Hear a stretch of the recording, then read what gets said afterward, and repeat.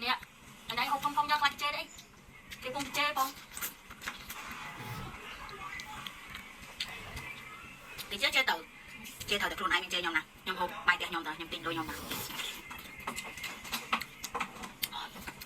Ôi thọp sao nha.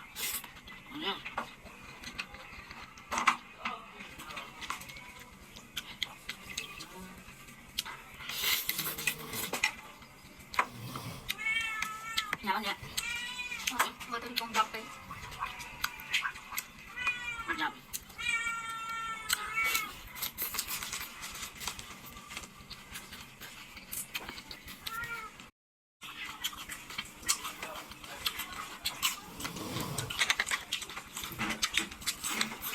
Nhầm ai rồi? Nhầm đi thằng. Nhầm cọc à? Nhầm ăn đi. Ý, anh nóng lên nè, tâm vô mau đó. Mày nào chanh hả? Ở trong vậy thôi đi, nhầm ốc nó trong nhầm ăn đi. Thêm vàng. Đó mà mình ăn cái lúc đó đây. Lúc này. Chắc trong được mà. Mà thớn là tao có thớn là lúc đó. Cho anh lùm bao nhiêu.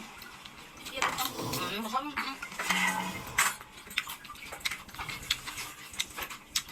Anh ơi, sang con nhau một bên nhỉ. Mình đang bị chụp tia sao. Mình đang bị tia chai rồi. Cho được bao nhiêu châu chân chẳng ha.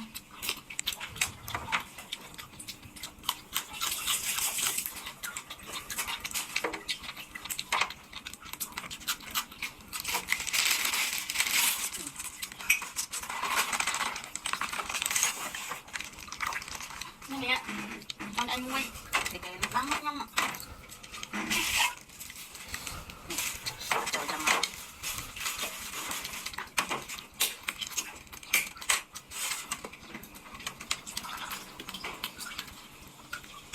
Nè, nghe mắt.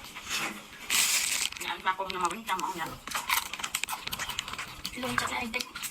Nguyên tầng này ốc nguyên tầng này dây sơn. Ốc nguyên tầng này đây kia tầng một. Đặt ốc. Sao mình là cái bột trong nhà mày quay trong nhà sao? Để cái ăn đâu trong nhà làm mày này. Không phải tại sao? Trong tổng quanh khởi không bị. Ai nó còn trong này mình chơi cho được bị. Anh ăn mình bông ôn này anh sợ nữa. Sao mấy chương mình tập bông ôn, còn mình mẹ Mình phải hái nó bông ôn rồi.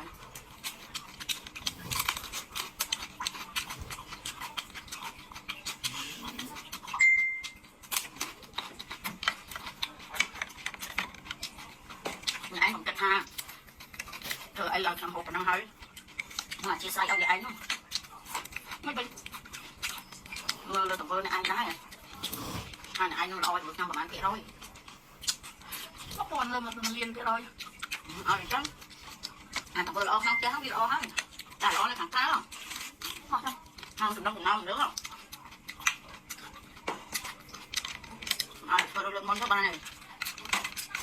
Này em nè, bạn này anh một bạn cái hai cái